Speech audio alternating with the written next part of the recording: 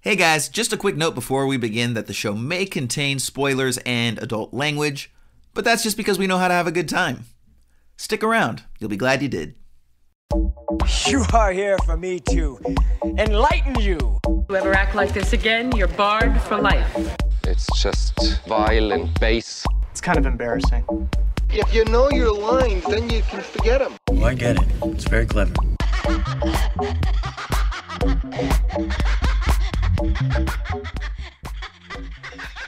Hello, peoples, and welcome to Esoterica Cinema, the podcast where we take films from the cinematic multiverse and discuss the hell out of them. My name is Jason Peters, and with me, as always, is the man who once got thrown out of the Long Beach Aquarium for staging an octopus heist with James Woods, Mr. Ryan Seabold! What's up, Jason? How you doing, buddy? I am doing excellent, man. James Woods, huh? How is he as a co-conspirator? I feel like he's like goes like one of two ways. Either he's like excellent because, you know, he seems like a criminally bastard, but he also seems like the type of guy that would totally bail on you as soon as like the cop sirens hit. Yeah, both. I thought we were remaking a live-action Finding Dory situation at the aquarium. Next thing you know, dude's all coked up running down the street without his shirt on, screaming about something shit about Trump. I don't know, man. It was bananas. I'm glad I got out of there, though. But I mean, if you meet up with James Woods at a local bar at 10 a.m. to start drinking, you're going to have a day. You're going to make a day of it. Just clear your schedule because shit's about to go down. Like you were just meeting to discuss a role in a film, and then next thing you know, you guys are all coked up and, you know, playing Heat, you know? Which one of you is Val Kilmer? None of us were Val Kilmer, and both of us were Val Kilmer at the same time. Yeah. Awesome, man. Awesome. Well, hey, we have got a film this week. Why don't you go ahead and give our listeners a breakdown, Ryan? Well, speaking of James Woods, he plays what I can only imagine as himself in Videodrome by David Cronenberg from 1983.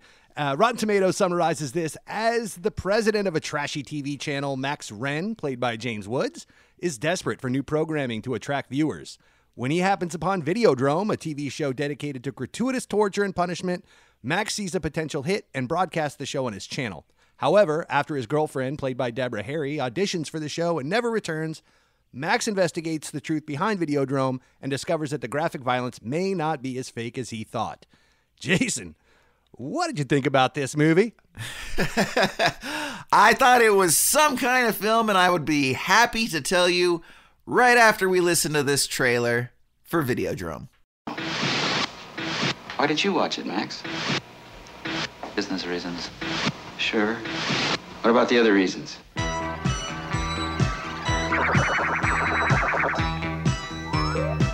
Max Wren is a victim. I woke up with a headache. He has been exposed to Videodrome. I've been hallucinating for a while, ever since... What? Since I first saw Videodrome. His brain is already receiving video images.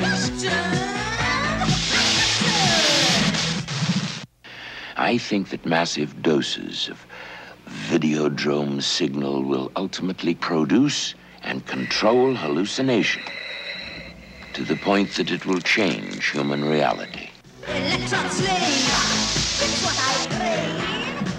Soon, his visions will coalesce and become uncontrollable flesh. Videodrome is seducing Max Wren. Please, come to me now. Come to Nikki. And Max Wren can do nothing to stop it. What makes you think I need help? None of our test subjects has returned to normality. Television can change your mind. Videodrome will change your body. Long live the new flesh. It will shatter your reality. Videodrome, starring Deborah Harry and James Woods. A shocking new vision from the creator of Scanners. Coming soon to a theater near you from Universal Pictures. All right, Ryan. So I'm going to be completely honest. I really liked this film. And this is a movie that I understand not everybody is going to like. As we've said, there are films, we watch all sorts of films on this program, and there are certain films that we might recommend to like our mom or our aunt. This is not that film whatsoever. Nope. But Jason, could I stop you right there and ask, you can. Out of all the films that we've discussed, which one would you recommend to any of those people? I feel like every single review we give is like, I liked it, but I wouldn't tell anyone to watch it ever. Okay, dude, Fritz the Cat, Sweetbacks. I mean, going down with The Lighthouse. Maybe Portrait of a Lady on Fire. That one might be the only one. No, dude, no. I would totally recommend Seeking a Friend for the End of the World to them. Yeah. I would give him that one. Swiss Army Man. I would give him Paths of Glory. I would give him High and Low. There's definitely some films that we've watched. There's a couple. Yeah. No, that's fair. Yeah, no, that's the beauty of this program, man. Like, we have all of those very esteemed films that you can watch with your grandmother, and then we have Dagon, The Lighthouse, and Videodrome. And Zardoz, and those are films you watch with like your hippie burnout friends. And then we have the films for like the true derelicts, which is like, the X-rated films we watch, Sweetback and Fritz. So yeah, dude, we ended up. I'm just glad I ticked so many of those boxes for you. You're like, man, Ryan's my derelict burnout friend. I feel like you're all, but that's the thing, dude. Both of us are all those guys, right? That's why all these films work. That's why we enjoy all these. That's fantastic. So yeah, dude. I actually really, really enjoyed it. High level, without getting into it too deep yet. What'd you think? Yeah, no, same. This was really influential for me. I've seen this one a couple times before. I'm a pretty big fan of Cronenberg for what he is. Again, wouldn't recommend many of his films to many people just because it is kind of weird and awkward and controversial and unsettling. But I'm okay with that sometimes. And it was cool after going through Portrait of a Lady on Fire and Friends and Neighbors and some of the films we just watched to go to, another apeshit bananas sci-fi body horror, kind of film like this. It was kind of a weird palate cleanser? Question mark? I don't know. I will say this one was made in 1983 for a budget of $6 million. It grossed $2.1 million in the box office, so it wasn't a huge success, although it did get cult classic fame later down the road. This is also, oddly enough, part of the Criterion collection, which I did not see coming. No, dude, they throw some unique ones in there. And the funny thing, too, is like, especially when you go back, I think there was a point where they were trying to maybe be a bit more accessible or something like that. Probably, and even just talking about it out loud, it's probably closer to when you and I were like in, film school days where DVDs were still a thing, right? Because nowadays, Criterion is just for hardcore film collectors because, again, most people really don't buy physical mediums anymore, right? But at the time, so if you go back, like, for example, there's a long out of print and it's worth so much money. It's the Armageddon, the Criterion collection. Really? Yeah, so Criterion totally legit did Michael Bay movies. Wow. I think they may have even done The Rock, if I remember correctly. That don't quote me on that, but they for sure have an Armageddon one. And it's funny because I guess a large one of the reason that it even came to my attention early on is I was something of like a collector back in the day, so it was one of those out of print DVDs that you really couldn't get anywhere. You couldn't go rent it. You couldn't buy it for less than like, whatever, $100, whatever. So, but apparently there's like some deleted scenes of Ed Harris just completely losing his shit on the cast and crew. Which if you know Ed Harris, you're like, yeah, I can see that. Absolutely. And I'm like, I'm sure they've like scrubbed it everywhere. But yeah, dude, like I remember like, I want to see Ed Harris lose his shit on cast and crew. Nowadays we get Tom Cruise, we take it for granted. Back in the day, that wasn't just a thing you got all the time. That was special, yeah. You didn't get the laser disc to go watch before the smartphones, right? Before you had to get like the sound guy who like all covertly like clicked on the recording button during one of the Stars rants and then leaked it to the paparazzo for $50 or whatever. Man, as a sound guy, I could tell you this: the audio guy hears everything. The things I have heard, the stories I could tell, but I won't. Awesome. Well, let's tell a story about Videodrome, shall we? Yeah, let's do it. And Ryan, can you think of a good place for us to start? At the beginning. At the beginning. When the film starts, we open up on a brief credit sequence. It's 80s as hell, as is the following station promo for his network, which is Civic Television, Channel 83. And Ryan, I actually really did love the little graphic that they have. Their slogan is Channel 83, the one you take to bed with you. And then there's this like cartoon of this like guy who's holding a TV in bed and stuff. So, obviously there's setting it up that there's going to be some social commentary aspects, along with just a lot of this batshit crazy weirdness. So now, one of the things I will ask you, Ryan, there were two names, aside from obviously Cronenberg, who wrote and directed this film, that stuck out. And the first one is me too, buddy. I hope you're going to say the same thing. Okay, what are the names, dude? You give me yours. No. Okay, you give one, I'll give one. Okay, dude. So the first one is the score by a Mr. Howard Shore. Yes, that's definitely one. So, absolutely. I did some deep diving into this. Do you know that he started his career with Cronenberg? They're both Canucks. They're Canadians from Toronto, and they both got their start there together. And then they started parting and going their separate ways. But Howard, but he's also his boy, dude. So that's what I'm saying. They did everything together. Yeah, Howard Shore has, I believe, scored every single Cronenberg movie, at least since this one, if not from the beginning. Yeah. And for those who don't know, Howard Shore is the musical mastermind that gave us such things as the Lord of the Rings score. So he's pretty iconic. He works with Scorsese. He did The Aviator. He did Hugo. He's done The Cell for Tarsem Singh. Like, he's a legit talent. And the funny thing is, spoiler alert, I actually did not like the score of this film at all. I thought it was really it was cheesy. 80s synth, crazy 80s synth horror music. It was fitting, I think. But yeah, it wasn't his best work. I think that what I have to imagine that Cronenberg's direction was, I want the old 40s and 50s organ that played along to the black and white horror films, but in synth version, right? That's because it's just got that Vincent Price sort of feel, right? Well, and so that brings me to, not to get too off topic, but this is a noir film. This is a horror noir. As much as it gets passed off as a body horror and sci-fi film, it's all those things too. But I think first and foremost, we're going on a bit of a whodunit in the way of a classic Bogart film. Yeah, so that's fair. I kind of felt like the score kind of matched that a little bit and gave us a little bit of horror noir vibes. So, and the other name, why don't you feed me your secondary name? All right, man, you're probably seeing it coming. It's 3 syllables, Rick Baker. Yeah, that's the other one. And honestly, I didn't know either of those before I watched this time. Yeah, me neither. So that was the first time I noticed that.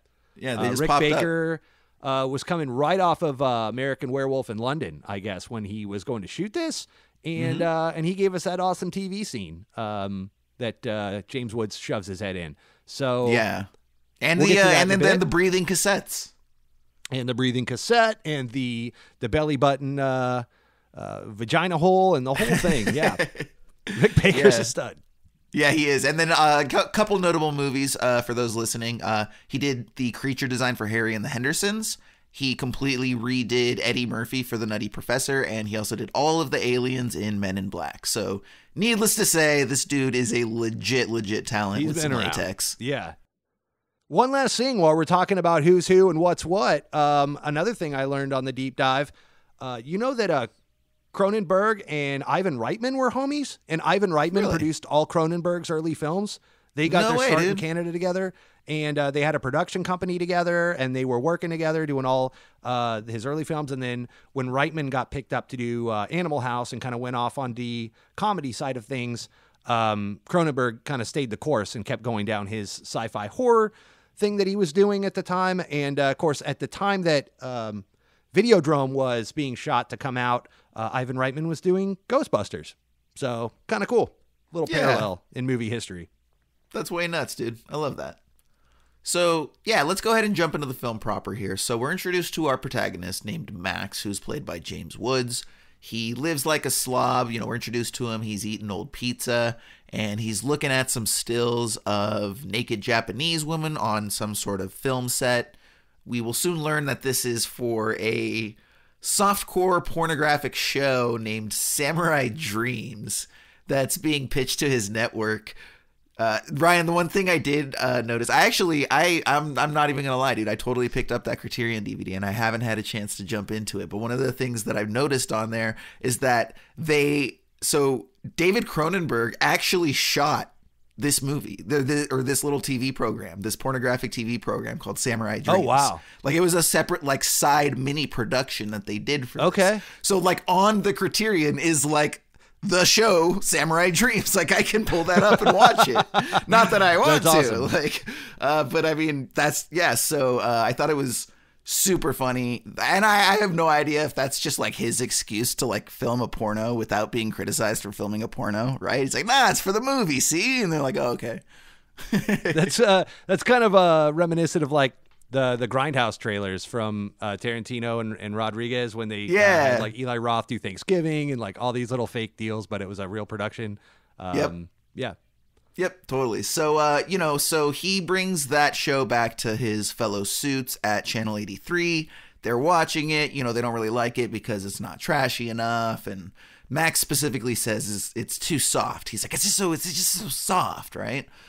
So he's looking for something edgier. He actually has a relationship with this, I guess we'll call him like a frequency pirate. He refers to him as a pirate fairly frequently as a frequency. And so he basically like is able to tap into this signal that's coming from what he initially believes is Malaysia, or at least tells him it's Malaysia. And he shows him this feed. This feed is of basically, it's just a running camera on a bunch of sort of snuff behavior, right? Really hardcore S&M style sex and violence, and people in black sort of suits and hooded suits with chains, and they're being really aggressive with these women who are tied up, and it's in this like giant red clay sort of room, and it's very sort of, like I said, dungeony. And Max finds himself intrigued, and obviously this is going to sort of set up some of the social commentary aspects of it, which I like. See, this is one of the things that I like about these films, Ryan, is a lot of people, there's a lot of visual metaphor in this film. And I think that films like this, it's kind of the opposite of some of the lighter fare that we look at, like a Seeking a Friend or the Booksmart, right? Where we talk about like, yeah, you know what? Like, I don't think this is really a movie that's meant to be sat there and dissected with a notebook. It's more just something you kind of want to just sit back and enjoy for what it is. I believe that this film is the opposite. I believe these are the films that really benefit from sitting down with a notebook and really paying attention to, because there's a ton of little clues, right? Even through a lot of the like hallucination scenes, or the way that, where he trips out and thinks he's slapping his secretary. And then there's that one little insert where the secretary changes to Debbie Harry's Nikki character. And those are the type of things where you can really sort of sit there and analyze them and say, oh, okay, this is Cronenberg using this to indicate some aspect of the story, right? And so I just wanted to point out that, again, these sort of films that do rely on visual metaphor, these are the films that are a lot of fun for me anyways to break down and look at. Do you feel kind of the same way? Yeah, I was expecting to approach this episode of the podcast when you called out we were watching Videodrome. I thought it was going to be a lot of humor, a lot of you and I kind of riffing and dissing on the film. I found myself quite the opposite, more engaged in taking notes and looking things up, doing research, and dissecting the film, exactly as you're saying. And not as much of me making fun of it. I thought, this is going to be silly, James Woods, it's not going to hold up over time. No. It held up very well. In fact, it's probably way more pertinent now than it was then, because all of these same principles apply to the internet and how we're all addicted to that and how easily sex is available through that. In fact, at one point, I even wrote down, this is just the story of Mark Zuckerberg. And I think that's accurate. Absolutely. So just in saying that on the podcast, I may have to bleep that out so I don't end up in court for the next 6 months, but it'll be fun. Worthy cause. Worth it. Come after us, Zuckerberg. Zucky. Yeah, Marky Zucks. And one of the things I also love about this film, Ryan, is the way that Cronenberg uses sound specifically, you know? It's kind of one of these things where, for as much as the score does kind of make itself known at certain points, at other times it kind of takes a back seat to a lot of the sound design. And I think that he being Cronenberg, is really effective at using these sort of abrasive sounds to sort of set an edgier atmosphere, right? So like when immediately after this, when Max goes to visit that frequency pirate, again, we'll call him, his name is Harold, by the way, so we'll refer to him as Harold moving forward. When he goes to visit Harold, at first we see the satellite and it's outside and it's readjusting itself, and it's got this really abrasive grinding sound, right? It's like, and you know, so, and then we've got these sort of dark visuals, and then when he goes inside, before he actually goes into the room, he's in the hallway, and there's like this guy pounding down a door telling the girl to let him the fuck in, and she's screaming and a baby's crying, and so all of this sort of adds up to just make you feel a little uneasy, right? And so, and you'll see that multiple times throughout the film, leaning on that sound design to set atmosphere. I loved the way that he did that.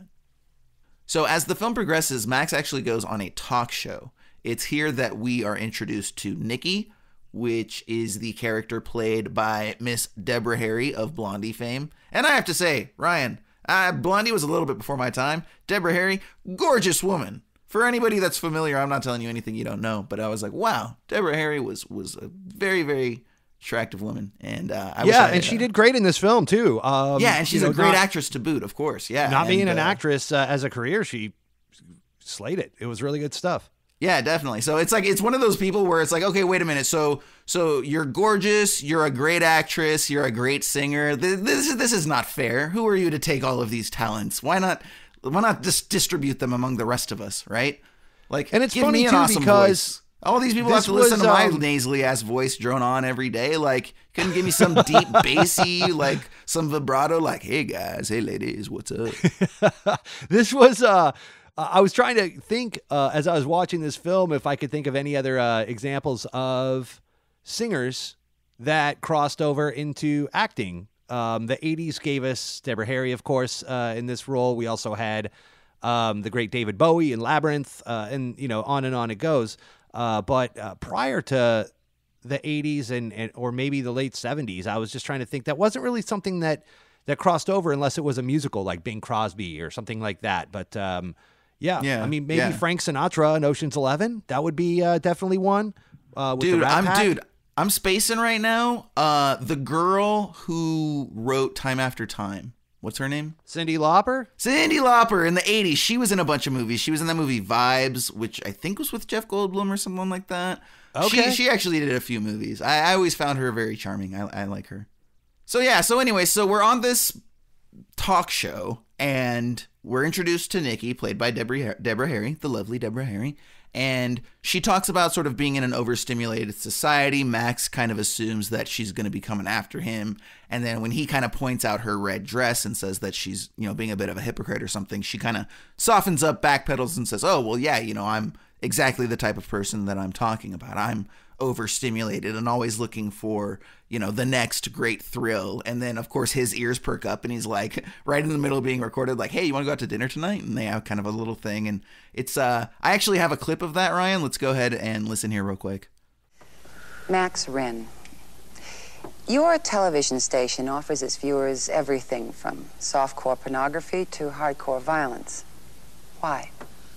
Well, it's a matter of economics, Rena. We're small. In order to survive, we have to give people something they can't get anywhere else. And we do that. But don't you feel such shows contribute to a social climate of violence and sexual malaise? And do you care? Certainly I care. I care enough, in fact, to give my viewers a harmless outlet for their fantasies and their frustrations. And as far as I'm concerned, that's a socially positive act. What about it, Nikki? Is it socially positive? Well, I think we live in overstimulated times. We crave stimulation for its own sake. We gorge ourselves on it. We always want more, whether it's tactile, emotional, or sexual. And I think that's bad. Then why did you wear that dress? Sorry? That dress. It's very stimulating. and it's red. You know what Freud would have said about that dress. And he would have been right. I admit it. I live in a highly excited state of overstimulation. Listen, I'd really like to take you out to dinner tonight. And so when we come back, we also are introduced to Brian Oblivion through that character, which is obviously a very funny name, but he's going to play such an 80s name, man. It sounds like the villain from an 80s Nintendo video game. Like, Brian Oblivion. Yeah, right. I feel like I had to, as the head boss of Double Dragon or something, you know? Yeah, man. And, but you know, I mean, at the same time, they don't try to pass it off like that's his real name. Like he says at one point, they do. Oh, yeah, that's my stage They hyphenate name. it as if it's Irish, as if it's from Irish descent. It's Brian Oblivion. That's a terrible Irish accent. Okay, hold on, Ryan, stop. From you the Oblivion have to family. give me an Irish accent. I'm not letting you move forward until you give me the name Brian Oblivion in an Irish accent. Oh, no. Yeah, No, I don't do think it. I got that one in me. Nope. I demand it. Let's go. Can't move forward until you give it to us. You gonna make our audience wait this whole time? Oh, get in me TV. Get in me TV and with me video games. Get in me fucking TV, lad. That was brilliant. Oh my God, dude. Oh, you're totally using that voice in one of our sketches. 100%. I am writing you a role for that. That was brilliant. And thank you, sir. Thank you for playing Appreciate along. it. You just gave our audience that gold, and they'll always have that. They'll always have that. That's my Brian Oblivion voice. There you go. So yeah, and he's going to play a central figure moving forward, this Brian Oblivion character, with regards to sort of unraveling and allowing us a vessel to learn the extent of Videodrome and exactly what's going on, which still requires a certain amount of, hey, just play along with this, right? Like, don't poke that dead frog too much, you know, when it comes to, you know, the sort of being like the tumor and being like Videodrome's a signal, but it's also like a living entity. And there's a lot of like trippy shit that it's going to ask you to go along with. Just do it and it'll pay off. Okay. But there's also, but there's also a lot of commentary behind it. So even, and I think that's why I'm so forgiving is some of the logistical inconsistencies, which is that it uses these devices and these symbols and these metaphors and all of these different creative devices to give us its philosophy, right? Like at one point, there's a character, I believe her name is Marsha, we're going to talk about in a minute. She talks about how Videodrome is dangerous because it has a philosophy, right? And that's the thing is when it's sort of like the anti-your friends and neighbors we looked at last week, right? Where you're like, I'm not really too sure where Mr. LaBute falls on this scale. You know, are we supposed to find, you know, this character funny? Is he being satirical? Does he hate this guy? You know, you do get the sense that in spite of everything that's going on, you know, Cronenberg is making statements about this, and he's not just using it as some sort of opportunity to give us a bunch of gratuitous sex and violence for the sake of it. I think that, you know, he uses that in a very pointed way. And even though it's a bit trashy, I would argue that it's not exploitative. No, do you agree? No, this was very much like Your Friends and Neighbors in the sense that it's disturbing without being exploitative. Yeah, there's not very much nudity in this film at all. There's a quick, brief scene with Deborah Harry and a couple of things in the torture porn stuff, but it's all kind of fuzzy and, you know, really low res. So it's not like up in your face about it. Very, very disturbing without, you know, rubbing your nose in it. I also will add that this would be a much shorter film if James Woods' character would have just hired Neil LaBute to do his programming for him, and game over. Like, that would have been it.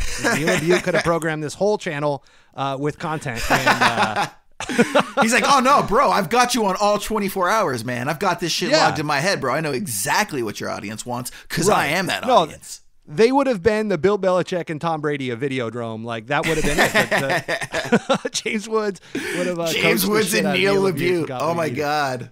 With financial backing from John Voight. Yeah. That would be an empire. Oh man. There's a with me as always joke in there, you know, that maybe you could pull for one of these episodes, but I'll let you have that one. Absolutely. And yeah, so we do get that scene, you know, the sort of like we're talking about, the sort of disturbing sex scene. And again, you know, they don't zoom in on, the breasts and the butt and all that sort of stuff. They're sort of artfully, tastefully hidden in so much as you can be in what some would describe as a trash film like this. Again, we're obviously don't look at it quite in that lens, but he does go to visit her. I thought this was hilarious too, that so Nikki, the Deborah Harry character, she's a sort of radio therapist of sorts. And we see her, she works for CRAM radio, Cram Radio, which I thought was just freaking hysterical. She goes home with Max, and she, very obviously, she's this over-sexualized character. She obviously gets into some stuff. We see that she's into some like mild cutting kind of stuff with regards to her sexual appetites and whatnot. And so she is going through his cassette collection. Guys, I don't know how many of our listeners are going to remember cassette collections, but yes, all this takes place on VHS medium. So she's going Actually, I'll take it a step further, my friend. All this takes place on Betamax. Oh, really?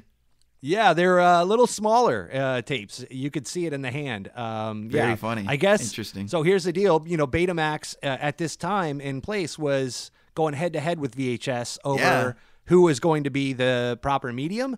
And, we just take for granted that we have what we have and we get what we get. But a lot of these battles were fought hard between major corporations as far as, who was going to own the rights to do this shit. Even DVDs had a similar battle. But, VHS and Betamax was notable.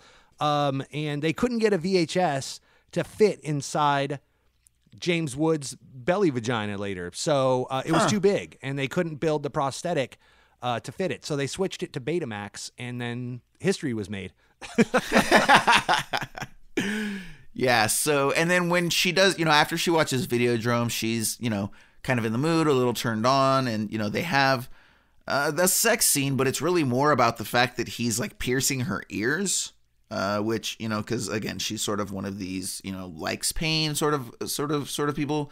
And I'm pretty sure this is really essentially where the first hallucination is, because, they're kind of having their scene on the floor in the living room, like on a blanket or whatever in front of a fireplace, something like that. And, the camera kind of zooms into them. And then when it comes back out, we see them in the Videodrome room, right? With all of the, red clay and the red walls and the chains and all that sort of stuff. So, and I believe that is our first hallucination that our protagonist Max has. Video hallucinations is going to be a recurring theme that comes up over the course of this movie, which also is what's making us question what's real and what's not, right? Yeah, I mean, early on in the film, or later on in the film, I should say, I think we get a bit of a monologue that kind of explains a lot of this, where Brian Oblivion talks about whenever you watch Videodrome, a tumor starts to grow almost immediately within you, and it's alive. It's Videodrome is taking over your body. So when, kind of unwinding the film and going back to this moment, to me, when James Woods was having the frequency guy, Harlan, decode that frequency and show him the show airing what they found out to be in Pittsburgh. Fucking Pittsburgh, man.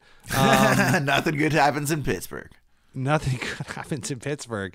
But yeah, so after he saw that show, he started to get like addicted to it. He kept going back to Harlan. Hey, do you have any more of that show? Do you have any more of that show? And I think this is when it started to consume him, in this Deborah Harry sex scene, and when we start to get our first hallucinations and such. And he's now at this point, like to your point, he's got a Betamax supercut that Harlan has made him of different clips and scenes of Videodrome, the torture porn that he's unscrambled. By the way, yeah, I don't know if you or any of our listeners remember the good old days of scrambled television, but the cable company used to give you what they gave you, and then the rest of the stations were all scrambled, and you could get descramblers that would try to put the picture back together and encode the frequency. I guess James Woods is working for one of those higher stations that was localized or kind of underground, kind of like pirate radio was back in the day.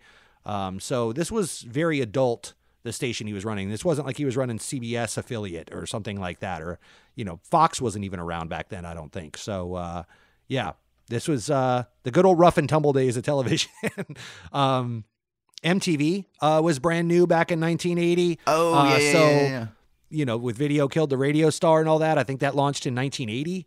So, yeah, this was all brand new. This was the Wild Wild West of television, and so people were just putting shit out there on the television waves frequency and scrambling it if you weren't allowed to have it. So there was a lot of pornographic stuff and things like that that was all hidden in those upper channels. Whereas, like, is that a knee or a boob? I don't care. I'm 12. I'm going after it.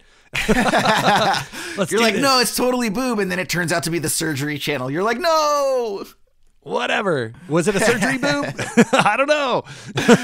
yeah, exactly. Well, and for any of our younger listeners that are listening, like that you guys might not know, but like cable used to be like an on-off thing, right? So there was like a cable running through that just had all the channels, and you either got all the channels or you didn't. It wasn't like where someone had software to be able to grant you access to any number of a bunch of different channels. You just either had the channels or you didn't. So I remember like like there was this thing where you used to bribe your cable guy. Like the guy would come in and, you'd sign up for just like the regular service or whatever. And you could literally give him like $50, $100, whatever it was. And he would just tap you in to the cable because it was just an on-off thing. It was like a sewer pump or like a water pump. And all you need to do is just plug it in and connect it, and you either get it or you don't. So, yeah, I mean, that was true up until some of the paid channels started coming out, like HBO, where then you needed a box to descramble certain frequencies, and certain boxes were wired or geared, with a red wire here and a blue wire there, all soldered inside the box, and it was very box specific.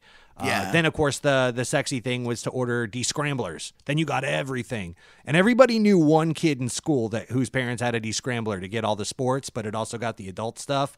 And that's that was where us, I think, man. I had that box, dude. You did? All HBO, MTV, and some of the other stuff. It was amazing. Okay, some of the other stuff. I see where you're going with this. Videodrome.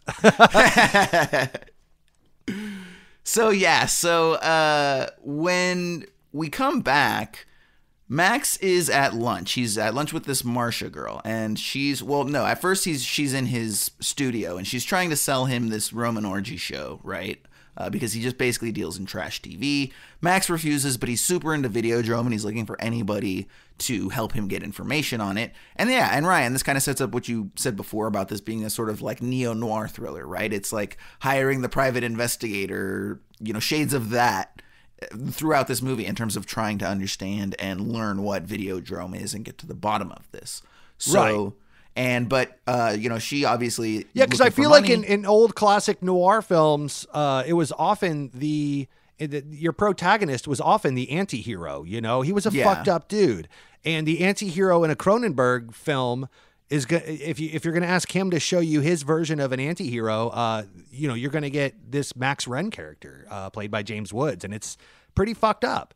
That's kind of Cronenberg's MO, as you go through his films, whether it be Scanners or The Fly with Brundle and all of that, he's given you these great, unique anti-heroes as you go through, these flawed characters that you're still rooting for somehow to teach you lessons or give you a morality tale in the worst possible way. So, and for that reason alone, you just really have to respect his library. There are a lot of films by Cronenberg I have not seen. I've not seen The Dead Zone. I've not seen The Brood, which I think is one of his first films. Yeah, it is. So it's really good. We actually have The Brood on our list. Oh, cool. Yeah, I've seen it once or I'd twice. like to really go back and watch some of these. And I haven't even seen The Fly in many years, so I'd love to go back and watch that as well. Oh, dude, it still holds up so well. That's one that I make sure to watch every 2 to 3 years at least, man. And it's always and that was Rick amazing. Baker too, right? Didn't Rick Baker do Brundlefly? Yeah. No, absolutely, man. And just cool. everything about it. I think, and even his later ones where he got away from the horror. Eastern Promises is just a wonderful, wonderful movie. That's another one we have on our list. Just and in History of Violence. Movie. Yeah, and History of Violence I liked a little less than Eastern Promises, but still really, really good. I think the thing with Eastern Promises is it's like it hinges on a twist that literally we all know going into it. Like from minute one, if this guy isn't what people say he is, then there's no movie. It's just just an early Linklater film, right? And he's not that type of filmmaker. So I think that was really just the main problem that I had is it's like they really should have had him change, maybe early second act, because again, it's like, oh, here's the big reveal, and it's like, well, yeah, bro, we kind of figured that out a long time ago. But still a very well-made movie. Anywho, getting back to the movie, so later is when he meets Marcia for lunch. She's done a little digging on Videodrome, and she comes back, and she basically tells him, like, Max, you got to drop this, man, right? And this is very indicative of a lot of these, right? Like, when it's sort of like the guy that's uncovering the conspiracy, right? Like, you're getting into something that you can't understand, kid. You got to get out now while you still can. One of those type of things, right? There's always that character. So, she's playing that character. Like, you don't want to go down that road, right? And but danger down there. But of course, Max being Max, he's not going to take a no for an answer. And he actually ends up turning it on her by sort of taking advantage of her situation and saying, look, you're telling me you don't want to give me a name and this shit's dangerous. I'm telling you that I'm going to buy your film if you give me this name, right? I'll throw it in the package when I'm selling it to, the networks or whatever it is. So she is basically like, yeah, humanity sucks. You suck. I need this. Here's the name. The name she gives is Brian Oblivion, right? So he's going to be the sort of vessel that's going to unravel what this Videodrome thing's really about. And so he goes. Now, it turns out that Brian actually has this mission, and not like he's a man on a mission, but like literally like a homeless mission, right? Like a rescue center.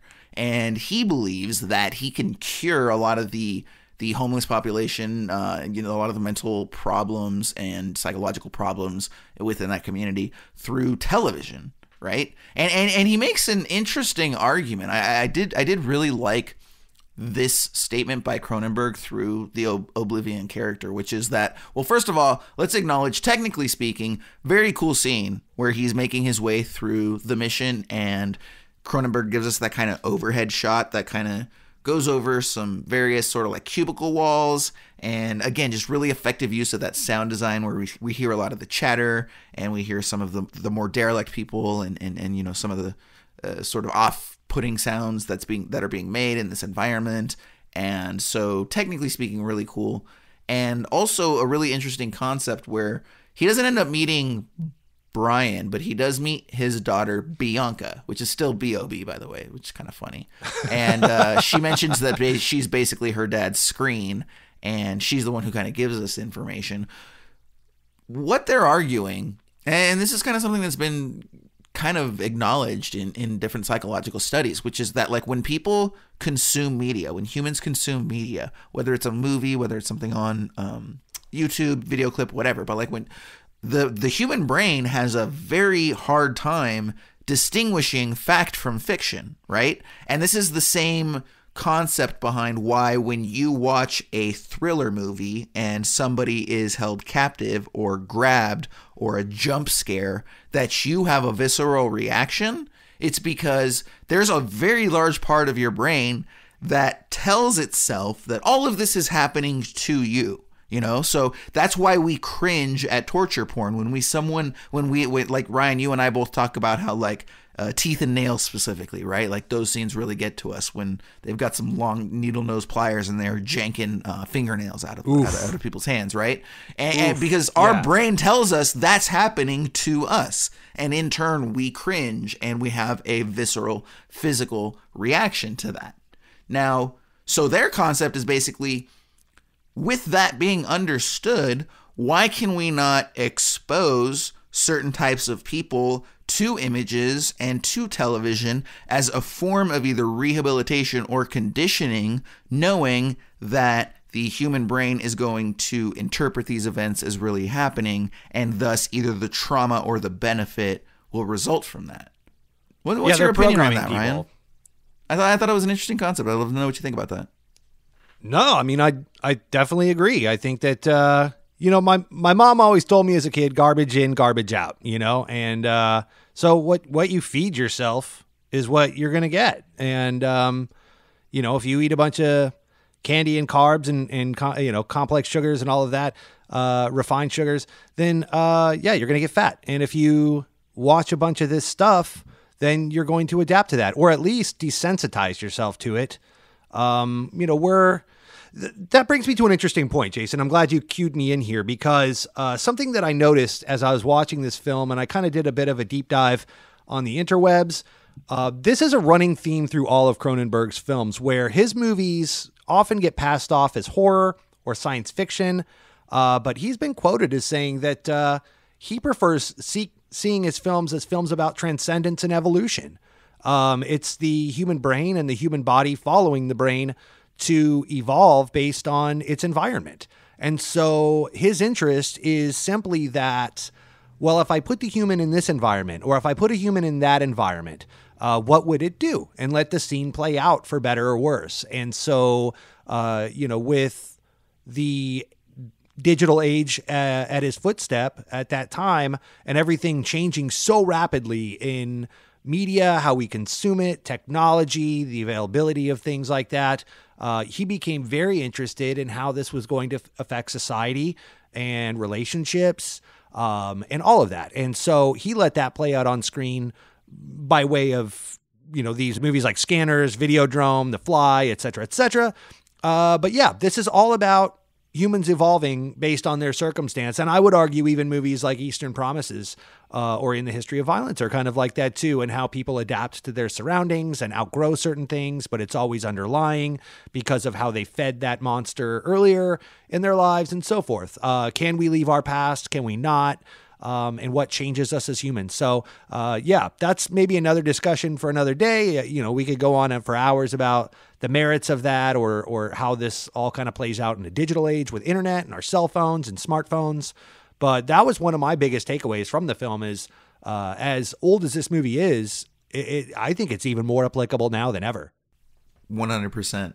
Now, as the film progresses, we start to see a lot more of the what they call video hallucinations start to affect Max. So we see this in a scene where the secretary arrives. He has this secretary or especially in the first scene, we didn't mention it, but it's sort of like hey, this is your wake-up call. And she sends him a videotape every morning, I guess, to kind of give him a rundown of his meeting. It's like a virtual secretary at the time, right? But through, Betamax tapes instead of VHS. And so she arrives to his house later, and this is where he starts to really hallucinate because she's kind of like, hey, you look really bad, blah, blah, blah. What's been going on? And then she sees the Videodrome tape and she's like, hey, what's this? And he freaks out and he's like, don't touch that. And he runs over and slaps her like 2 times, 3 times, really, really hard in a way that actually doesn't really happen, right? And then there's that brief moment where we see the Deborah Harry Nicky character. And so he, again, showing that like he's becoming really addicted to this Videodrome tape and starting to have these hallucinations. She's like, hey, you didn't hit me, blah, blah, blah. He's like, oh, right, yeah, sorry. I don't know what happened. Must be tired. And so, but she then ends up delivering him a tape that she tells him is from one Brian Oblivion. And so from there, he's going to basically use these tapes which we'll get into why they exist in a minute, but he's going to use these tapes that Brian Oblivion made to learn and understand more about Videodrome.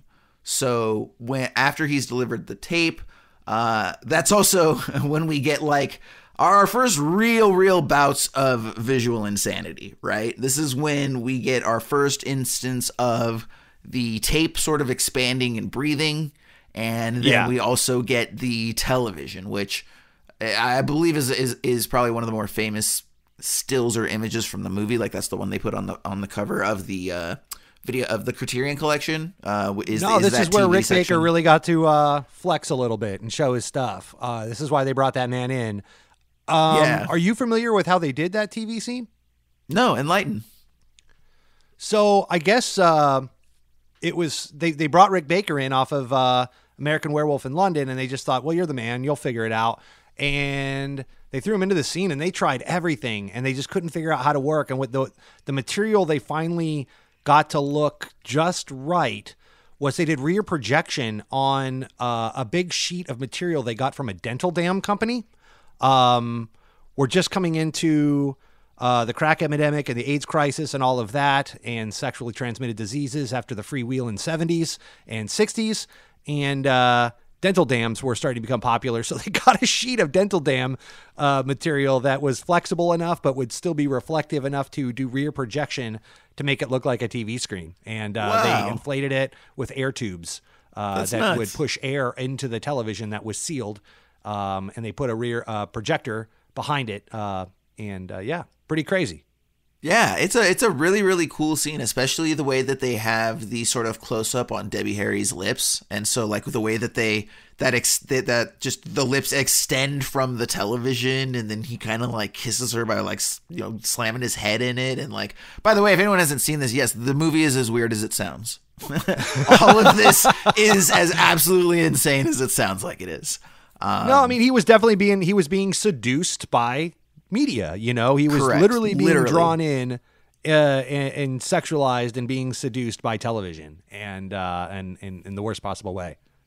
Absolutely. So from there, he actually goes back to Bianca, and this is essentially where we learn that Videodrome is a signal, right? And it's something of a living sentient entity, and we understand that it was originally created within the body of Brian Oblivion. Now, it turns out Brian Oblivion doesn't exist anymore. He actually died about a year ago, I believe 11 months prior to when the story takes place, of cancer or the tumor or whatever it was, right? But he did essentially record thousands upon thousands of videos for really any sort of particular situation that might come up. So, this is why when they ask him questions, he responds in these sort of monologues that are halfway tangential. I mean, they always make sense relative to what's being discussed, but at the same time, they're never direct answers, right? And we learn that's because, they've basically just got a crap ton of these old videos, and they're showing them to perpetuate this myth of this Brian Oblivion character. And he starts freaking out because, he finds out that this is what killed Brian is, watching television, and he received these signals that then sort of merged with his own flesh to create something brand new. And and so and the resultant entity was Videodrome. And again, this is where it's like, okay, well, it's a tumor, but it also has a signal, and it's a channel, and it's like there's a lot conceptually going on that might be a little difficult to resolve. So, I wanted to kind of clear this up real quick because I made a little diagram to make sure I was understanding. So Brian Oblivion created Videodrome, or Videodrome was first as a show, but either way, it created a tumor inside of Brian Oblivion that ended up taking his life, but the tumor, after it was removed, turned out to be a living thing. It was a sentient being all its own. This tumor was Videodrome, which then, by way of media and television, was able to possess others in the same way. Now, with James Woods was the next evolutionary stage of this. Is that correct? In becoming what they end up calling the new flesh. And then the new flesh is setting out to end Videodrome as a predecessor and take its place. To continue the evolutionary phase. Is that correct? I believe it is, and it isn't. So this is, and again, we'll get to this in just a little bit. But the interesting thing about it is that, so it turns out that either Videodrome or the people who have power and control of Videodrome actually are not as nefarious as we might have been led to believe. And so, but either way, the Videodrome entity has the ability to essentially control people's minds.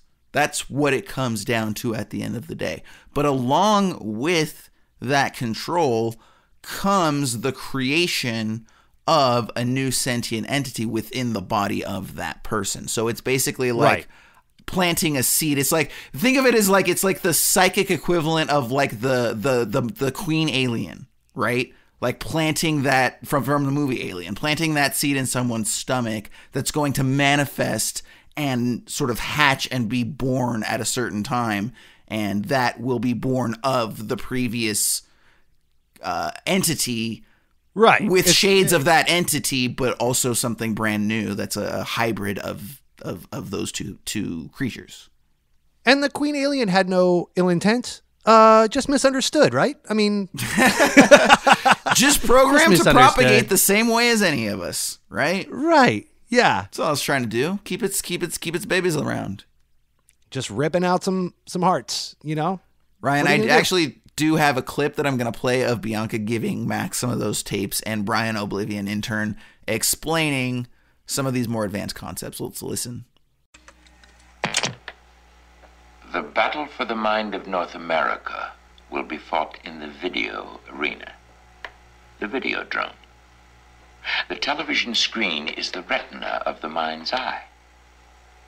Therefore, the television screen is part of the physical structure of the brain.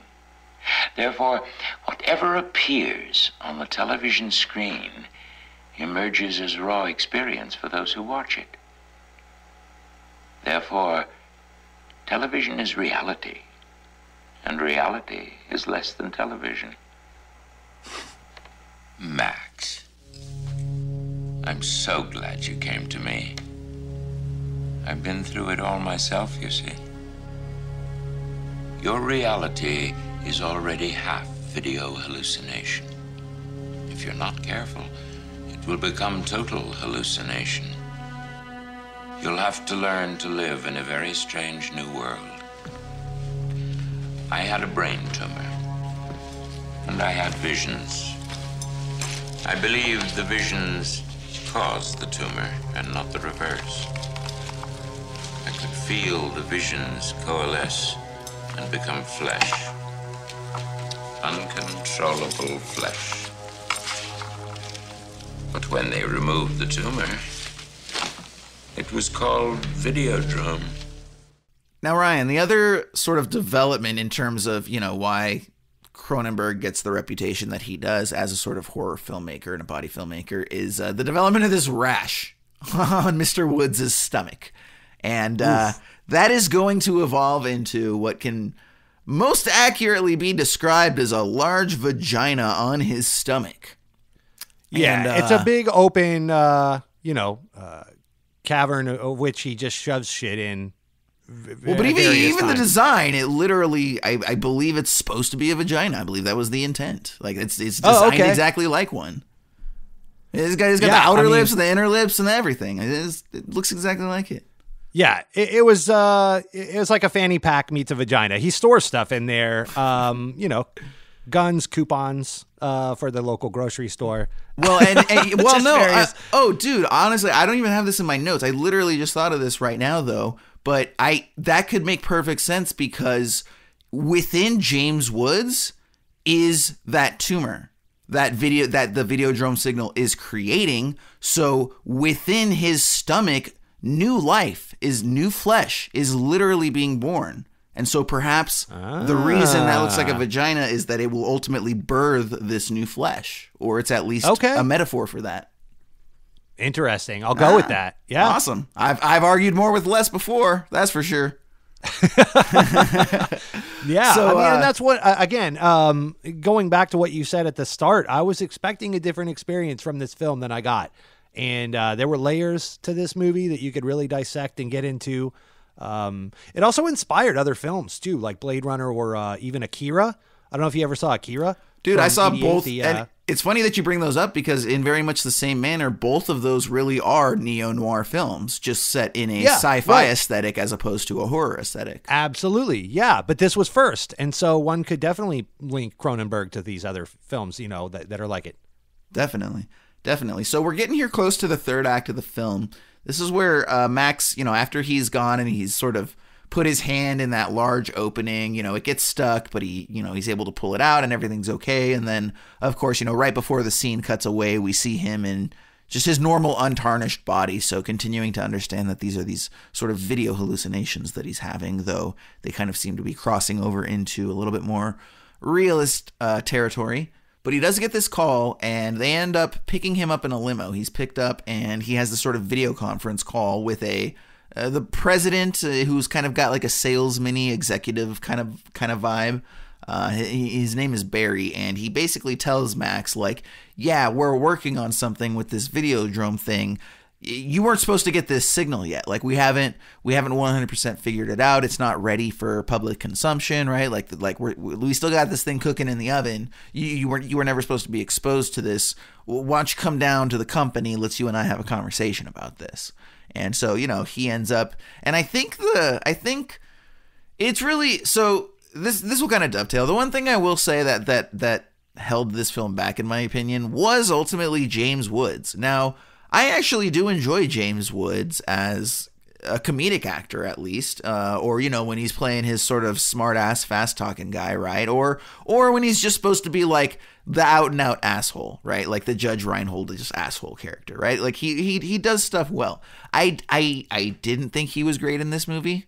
I would say Mr. Woods was kind of wooden in his acting. Certainly when you put him up against like a Debbie Harry or something like that, and even this corporate exec Barry, they were both very charming. And I don't know if, this was just, this was Cocaine 83 and Woods just had the vacant stare the whole time, but I didn't find him, I wished that he would have been a little bit more engaging. Did you have a problem with his performance at all, or you thought it was fine? No, only because of what his surroundings were so bonkers and everything that I think that having Woods play it straight like he did, and not so over the top, I think lent well to letting the rest of the film do some of the acting and some of the talking for the movie and kind of carrying some of the scenes. Because the movie wasn't about James Woods. The movie was about Videodrome. The movie was about the evolution of humanity. I would compare this in a similar way to 2001: A Space Odyssey, where that film has a lot of similar themes. Evolution based on outside forces interacting with humanity, and how that's brought us through different stages of life, through unexplained alien forces or whatnot. This used television. But in the same vein as 2001, you have to force yourself to look past sometimes the silly ape costumes or the acting of maybe some of the astronauts or something like that to get down to, the themes of the film and let the movie kind of wash over you in total, not trying to isolate performances. And I thought James Woods was just a vehicle to get us through this thing, not necessarily someone that I'm watching like a Bogart in an old noir film where I'm like engaged by Bogart and how he interacts with Peter Lorre or Bacall or whatever. This was kind of a different experience to me, and I was able to let James Woods go. I can't really think of a James Woods performance that was memorable to me. Can you? Nah, not really. Not off the bat. Not in anything that I've really seen somewhat recently. Yeah. Like the only two movies I've seen that I could that are really memorable to me is The Hard Way. That's the one I was going to say. Yeah, but even that I haven't seen in like 30 we all talk years, about. dude. Like I don't even know if it would still hold up to this day, which is why I didn't throw it out just there. Family Guy. That's really it. Yeah, exactly. Ooh, piece candy.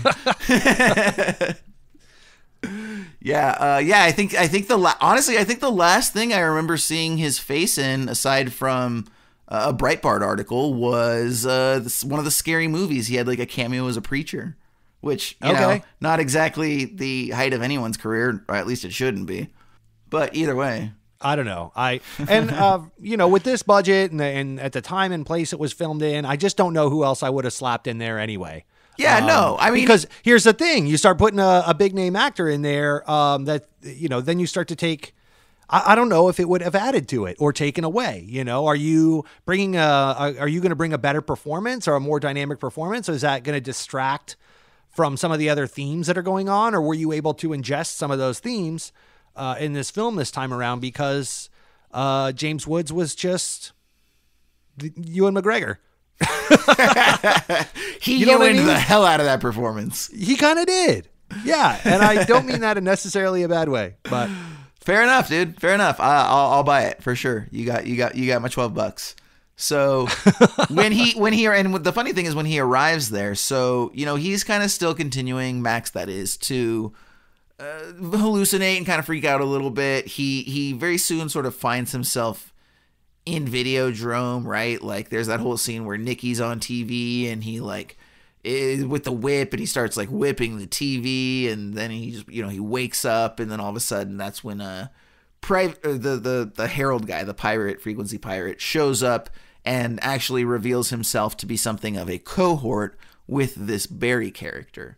And it's really interesting because they sort of go on to explain that they want to take over Channel 83. They have control of Videodrome. They want to take over James Woods's, Max's Civic Television, Channel 83, and show Videodrome and blast the signal to his audience because this is kind of where they announced that you didn't find us, we found you, and we've been pulling the strings all along because we need an outlet to put this thing out there so we can we had to perfect it.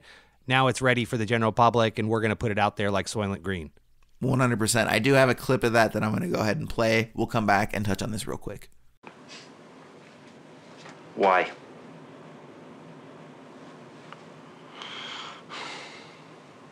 To get you involved. To expose you to the Videodrome signal.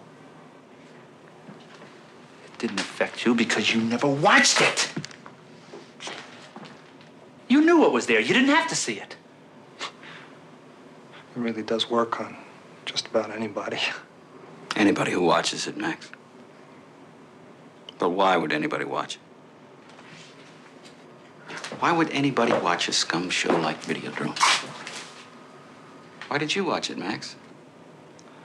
Business reasons. Sure. Sure. What about the other reasons? Why deny you get your kicks out of watching torture and murder? You murdered Brian Oblivion, didn't you, you freak? Did you enjoy that?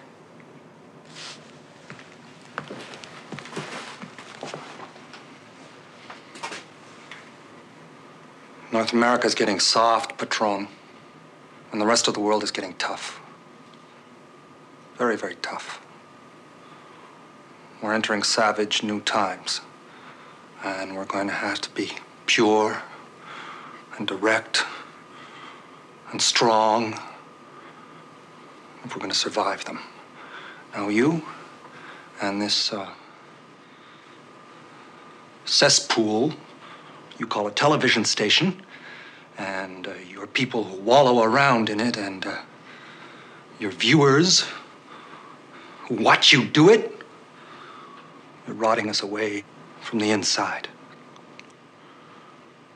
We intend to stop that rot. So, Jason, one thing that we didn't really cover is that, or if you did and I was zoning out, I apologize. Videodrome got me. We didn't really talk about the fact that Deborah Harry has left for Pittsburgh on assignment. So all these times we're seeing her in the television and all this, she's gone out of James Woods' life at this point and only appearing to him through hallucinations. Yes. And then it's around this time as well that we find out that she was actually killed long before he met her and before she went to Pittsburgh. And he's been hallucinating her this whole time based on Videodrome. And Videodrome killed her, thereby bringing true the fact that Video, in fact, did kill the radio star. God. Halfway through, I knew where you were going. I was like, no. Yes. Oh, Jason, thank you. You're a gem. Thank you, you're a everybody. gem, sir. Thank you for bringing us that moment. Everybody listening, you're welcome or we're sorry, depending on where you fall on that one. I just love when she was going to Pittsburgh and he's like, Pittsburgh, that's where Videodrome is. And she's like, I know. And then he spends like 5 minutes trying to explain to her, baby, please don't do murder porn. It's just not going to work out. And she's like, oh, I'm not going to. Stone cold. He's like, no, but really, don't do murder porn. Yeah, no, he gets serious with her. He's like, I'm telling you, girl. That's like red flag number one. Don't have that conversation. Starts like shaking her and everything. Like, don't do it. It's bad. Yeah, murder porn is bad. So, I don't know. Well, lesson learned. Absolutely. And yeah, so that's obviously an interesting little twist. You know, she was just used as the carrot to try to bring him in all along because they want his network. Here's what I find most interesting, Ryan. So when you've got a twist like this, it's always pretty cool, right? Like it lands, it's effective. You're like, ooh, this is what makes this one really interesting. And I want your take on this, which is that I believe the implication is that this Barry guy, the exec that's developing Videodrome, as well as Harold, who's this frequency pirate that we've brought up, are essentially good guys. They are do-gooders because they end up showing that they are disgusted by Max. They think Max is gross. They basically Harold's been playing him all along like he's this skeezy pirate guy just to get in close with him. Because once it's revealed, they talk about how they are going to, quote, eliminate the cesspool of humanity. So the entire idea is that they know that, you know, for ease of classification, horrible people watch Channel 83 Civic Television, and they are going to be attracted to this Videodrome programming. So they have devised some sort of grand plan wherein they are going to attract these, you know, lesser people within society with a sort of depravity mindset and lure them in through Videodrome. But without knowing the totality of their plan, it sounds like the idea is that they're in essence going to reprogram them to actually be better people. Did you find that same thing, or did you interpret that differently? Yeah, this got a little blurry to me because they're giving you these tidbits in between hallucinations and other plot devices, including revealing things about James Woods' character's past and catching us up on that, like we just talked about. So I was trying to wrap my head around this too. Like, so they send James Woods, or Videodrome sends James Woods to... He's now becoming the new flesh and superseding in a body mutation sort of way, with a mutated hand where a gun has now become a part of his hand when he needs it. And he's got, you know, some different weird shit happening that, to your point earlier, is transcending the hallucinations and now becoming, coming into reality. So I was a little confused about that. So are they using Videodrome to take over James Woods' station and hijack that to purify humanity by a means of... That's how I took it. Was Videodrome was coming on the channel. They had somewhat good intent in that basically whoever watches this is a garbage person, and so they're going to get this tumor, and we're going to be able to weed out the riffraff of humanity, thereby only leaving the good people behind that wouldn't watch Videodrome. But the problem was that Videodrome kind of became anthropomorphic, if you will, or took on a life of its own and started running the show. And that's when it became the new flesh and outgrew these folks that were trying to put Videodrome on the air to weed out humanity. And that's why the new flesh then went back to eliminate the threat to its own livelihood by way of these characters. When James Woods goes and pulls the gun out of his belly with his club hand at the conference and shoots him on the stage and all of that. So that's kind of what I took from it, was just Videodrome became conscious and started to take these people out in the same way that maybe, they created Skynet in Terminator, and then Skynet then became, crazy and started wiping out humanity in a way they didn't intend. Kind of a similar thing, like, the tail wags the dog. What are your thoughts on that? Yeah, no, I think that's very possible. And and you also brought up too, I do want to just acknowledge, like, the scene where the gun extends those cables that fuse themselves into, like, his hand and arm, like, again, right up there with the TV thing, with the TV scene, like, just very, very cool. Rick Baker getting to do some cool Rick Baker shit. I love that this is at a time before advanced CGI, so all of this stuff is done practical, and it still holds up, literally 40 years later. It's awesome. Loved it. It's still fantastic, dude. So it's the same joy I get from watching, like, the early Nightmare on Elm Street movies that were all done in a similar fashion as well. Yeah, exactly. Or going to the space bar at Star Wars, for the original trilogy, when everyone was just a giant Muppet or in a giant costume or with some cool makeup or whatever, Yeah. Yeah, practical effects are awesome, but practical sci-fi and horror specifically are awesome to me. In this age where practical effects had really peaked, because obviously you get, early Ed Wood stuff, Plan 9 from Outer Space, all that, that's going to be super cheesy, little saucer on a string sort of thing, or like the big costumes in the 40s and 50s, like matinee kind of movies. But by this time in the early 80s, we've like peaked. Star Wars and George Lucas, to your point, did a lot to advance that. How matte paintings work, to key out certain parts of the frame that you could then blue screen in later. How much of that was painted on Star Wars. You know, that they revolutionized the industry. So in the 80s, and I think we've talked about this in a past episode, the 80s indie films, you know, there was a huge resurgence of studio movies, but the 80s had this great little niche of sci-fi and horror movies that kind of were the indie films of that day. And it was a lot of just people that were into it, young kids that, how do we make this TV do this thing? Or how do we transform this guy into this werewolf, or, you know, zombie makeup or blood or any number of things.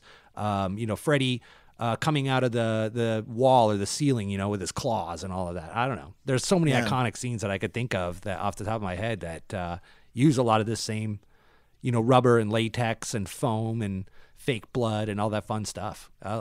It's really cool to see. And it's a shame that a lot of it went away.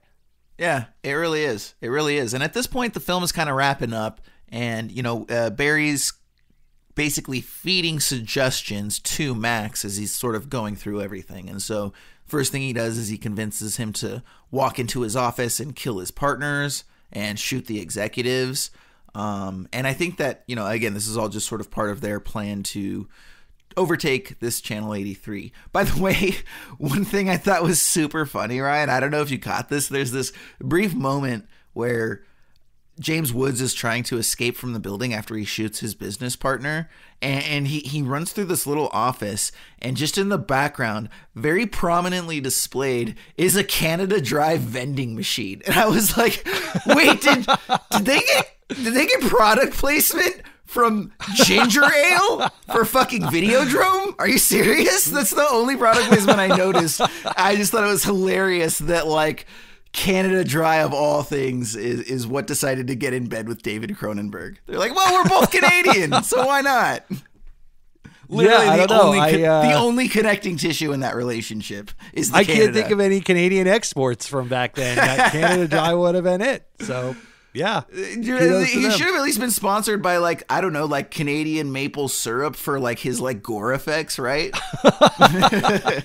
Or yeah, that would have been cool. Yeah, for sure. But and so yeah, you know, he's like I said, Max is kind of on this mission. We're winding down. He breaks back into the mission, finds out that Nikki is actually dead and has been the whole time. Like we mentioned a little bit ago, they used her to lure him into Videodrome.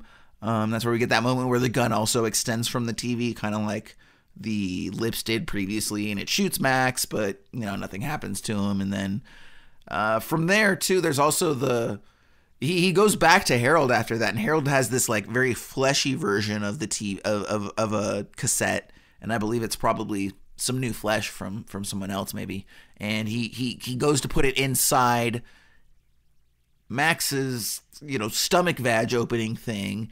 And when he does, like, all of a sudden Max kind of takes control, right? And he actually strips Harold's hand to the bone.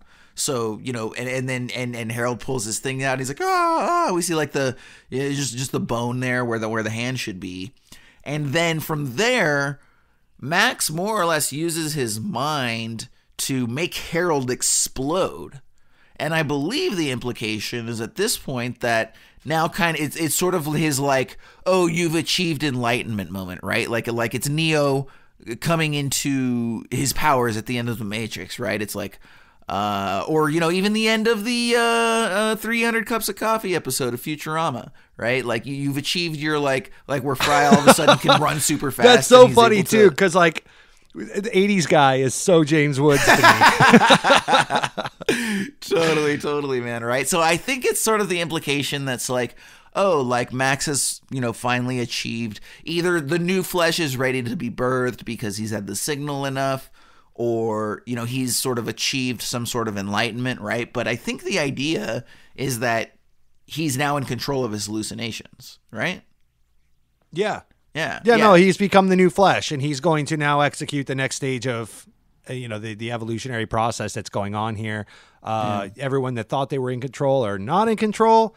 And you know, that's where we're kind of left. There's also a really graphic death scene with Barry, which, like, I don't even understand the physics behind it. I think he like shoots him a couple times, and Barry essentially splits in half, and he's like, there's just like foam and viscera and like white organs just like pulsing and thrashing all over the place. It's like, I don't think that happens when you shoot people, but I suppose maybe. Well, no, but that's all that all has to do right? with. To me, that all had to do with Videodrome being a sentient tumor, more or less, or a being. You know, I mean, do you think he's everything got like that had a gone being on growing inside of him, and that's kind of is like he like interrupted the birth process or something like that? Correct. Oh, okay. Yeah, I can think see that because Brian Oblivion, when we go back to the beginning, had that tumor that he called Videodrome. That tumor was inside him as a living being that overtook him and, ended up killing him in the end. But yeah, I kind of took it as that's what was happening here, was the living sentient thing that was inside him was at this stage had evolved so much that it was just using his body as a shell, more or less, or a, means to an end. And so when he shot him with that gun, which may or may not have even been a real physical gun or some kind of, product of Videodrome, because he did get it from the television, right? And it was inside him. It was a part of hallucination, and then it was a part of his hand. So who the fuck knows, man? This is where it gets real blurry. You just got to go more on theme than in reality. But that's how I took it. That was Videodrome. And it was just using that as like a exoskeleton, more or less, or a costume that when shot, we see it split apart and all the guts kind of come out of every crack and nook and cranny. It splits them open. I think one thing is that, it very well could be that all of this relates to a sort of theory, much like you said, of just propagation of species. That's really all this comes down to. So basically, Videodrome implants a signal to create a tumor inside a person, of which the tumor and the signal and the flesh all meld into a unique sentient entity, which is then born from that previous entity. Now you've got essentially this flesh cassette, but this flesh cassette is also a living entity, right?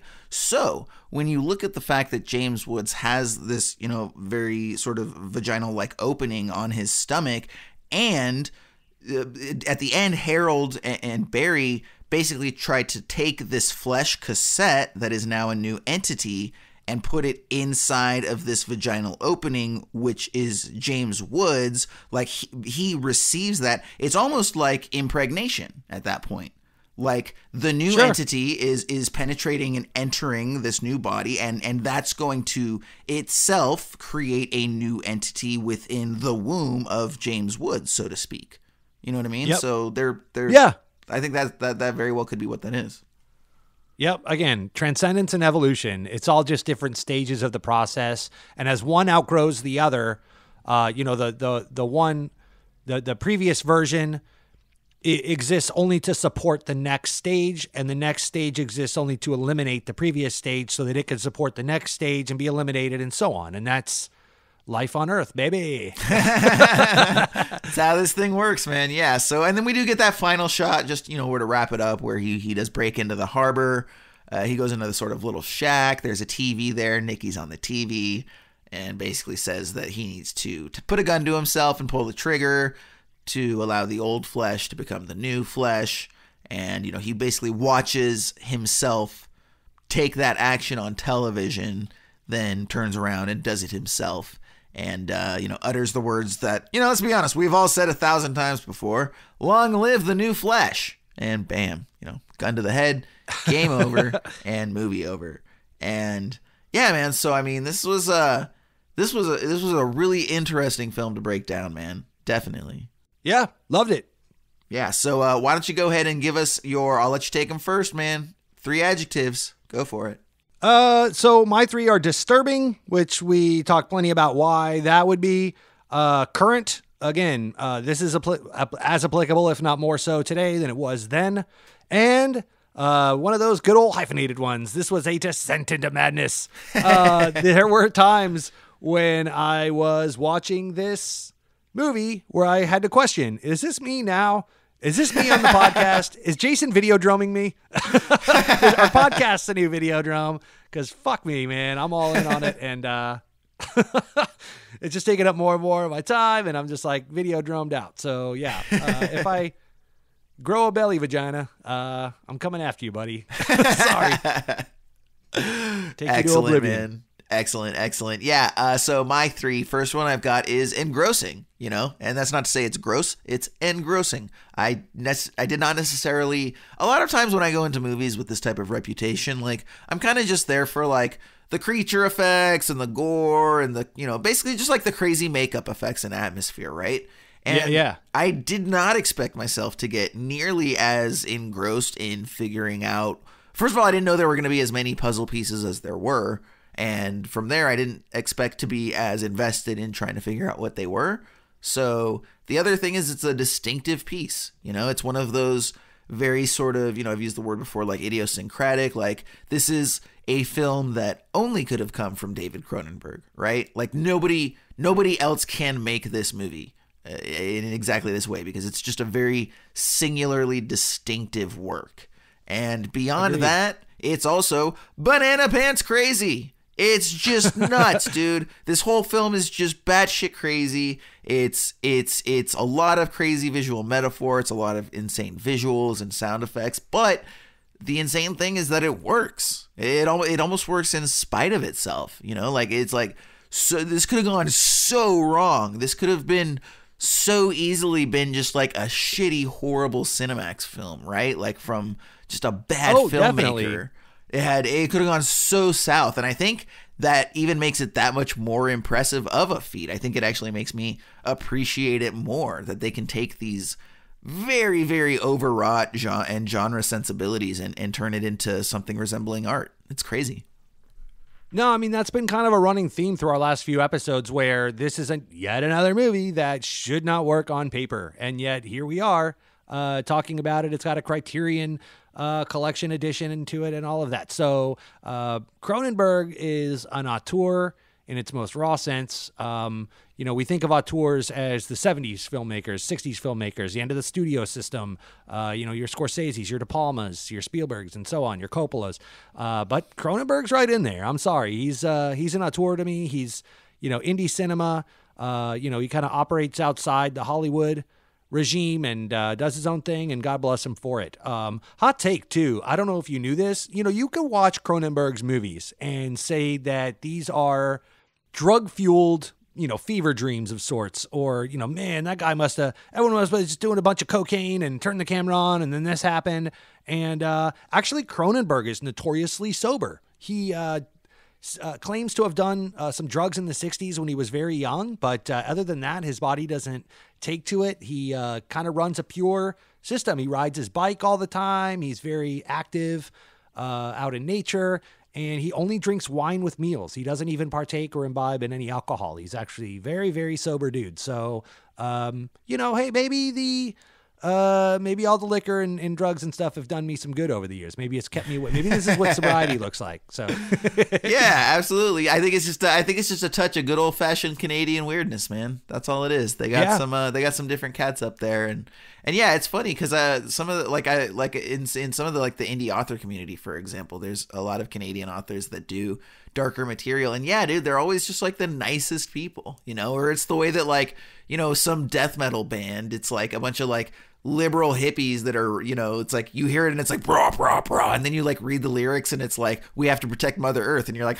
I wouldn't have thought that was the lyrics there. Crazy, right? Right. So yeah, oftentimes the aesthetic doesn't exactly match what we stereotype as the character behind it, right? We always think, if someone does dark horror shit, they're all going to be some Marilyn Manson, goth sort of guy that practices devil worship and likes to cut themselves during sex, and then here comes David hey guys, what's up?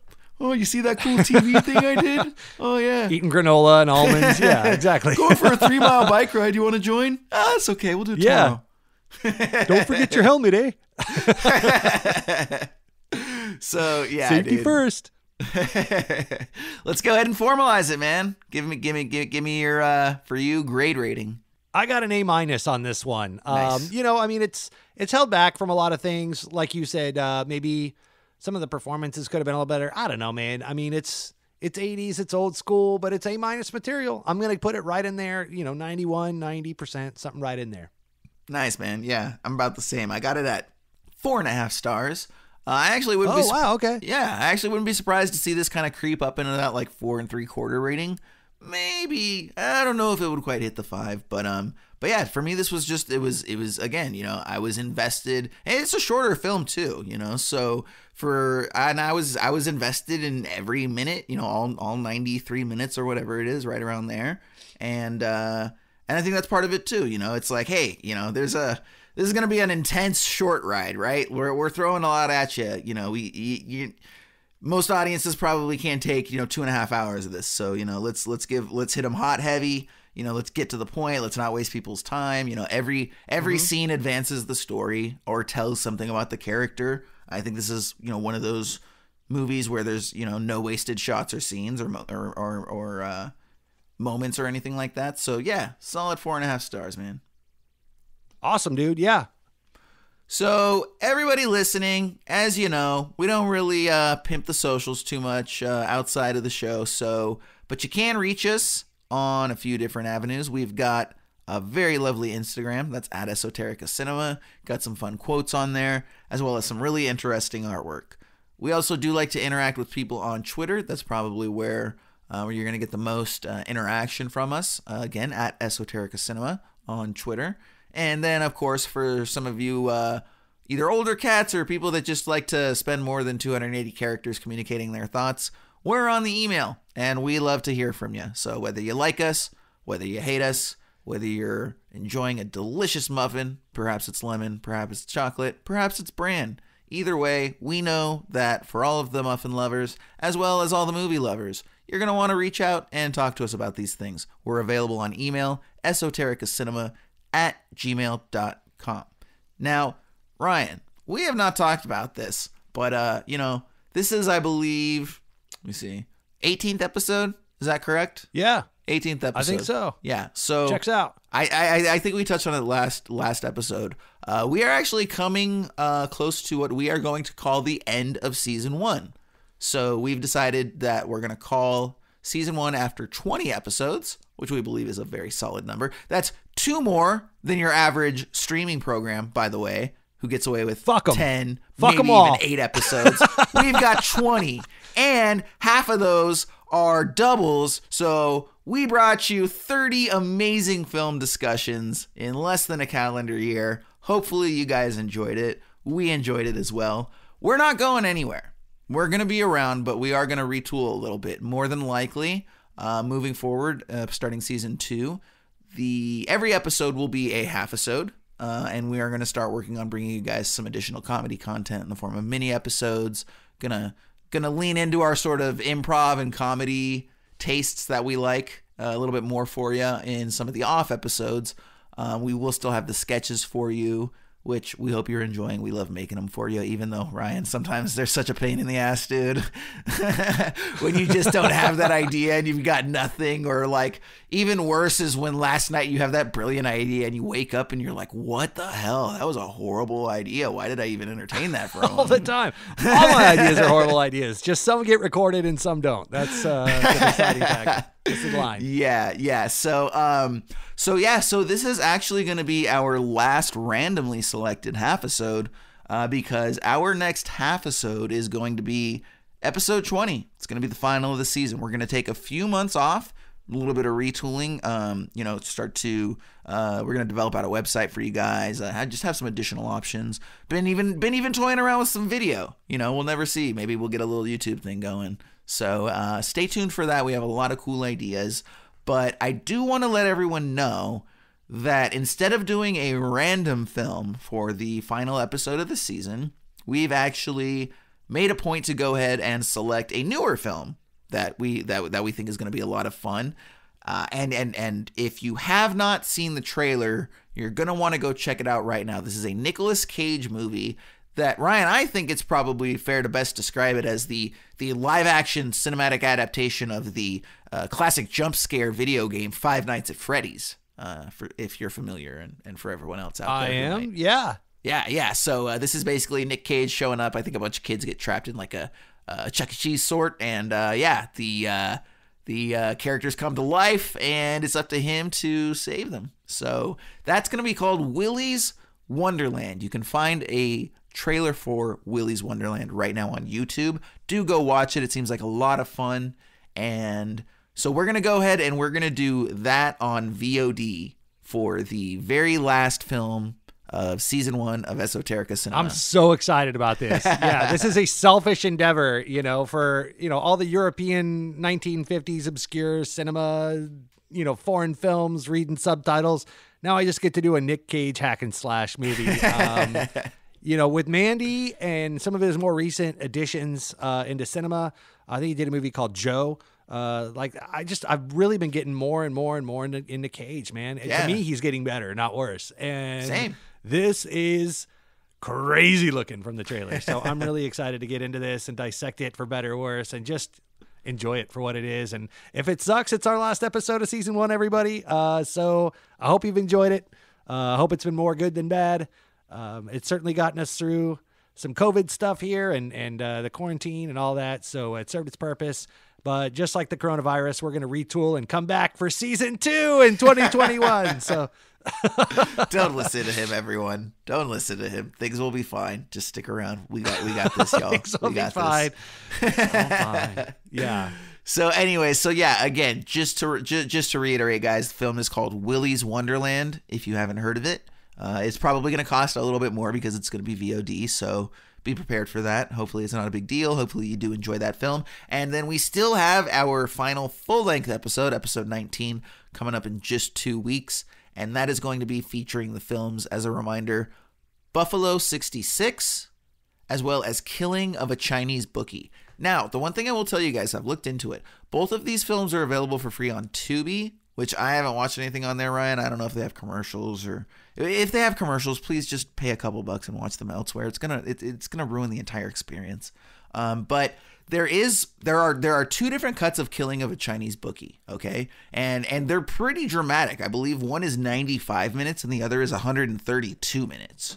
So, I mean, you're talking about almost like 40 minutes worth of screen time, right? And Jeez. Yeah, so the Killing of a Chinese Bookie that's available on Tubi as well as Amazon is the theatrical cut. But if you have HBO Max actually just introduced the 132-minute, which we'll call director's cut, of Killing of a Chinese Bookie. So that's the one that we're going to watch if you want to make sure that you watch the same film that we do. Because with 40 minutes cut, there's a very good chance we reference material or scenes that you haven't seen. But again, it is included with your HBO Max subscription, Killing of a Chinese Bookie, along with Buffalo 66. Guys, it has been a lot of fun talking Videodrome with you today. We will see you on the next episode of Esoterica Cinema.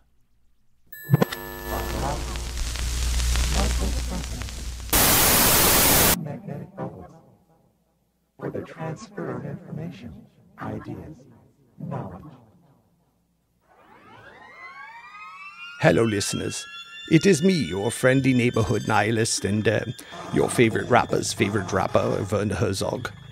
I have come back once again to introduce to you what has actually been happening here.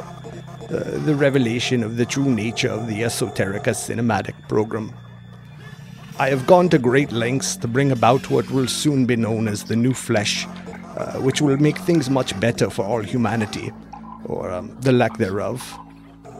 From the inception of this program in my film Aguirre throughout season 1, my crew has worked tirelessly behind the scenes to bring about the inevitable, the Videodrome. Perhaps even now you may have noticed a large vaginal cavity in your belly that you've been using to keep things in, like, coupons, unlicensed firearms, your car keys, other things you don't want to lose. This is all a part of the larger plan to evolve past the limitations that have been bestowed upon humanity. Even now, as I speak, by listening to this podcast, you've agreed to fertilize and give birth to the next phase of audio programming. In this new world, we will evolve past the experience of cinema and to learn to further appreciate the greater truth, the American muffin. From its sugary top to its underrated, delicately wrapped bottom, the muffin is the new truth and the only thing that matters now. I implore you to not eat the muffin with your old human mouth, but instead insert the muffin into the vaginal cavity previously mentioned so that the Audiodrome can have some too. As the meaningless host of this show, Jason has requested, feel free to exercise your right of speech to let us know about the muffin experience and how the new evolved flesh is enjoying it, preferably on Twitter.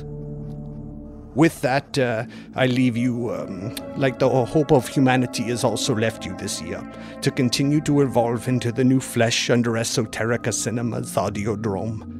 Long live the new flesh, and as they have told me with such enthusiasm in Peru, adios.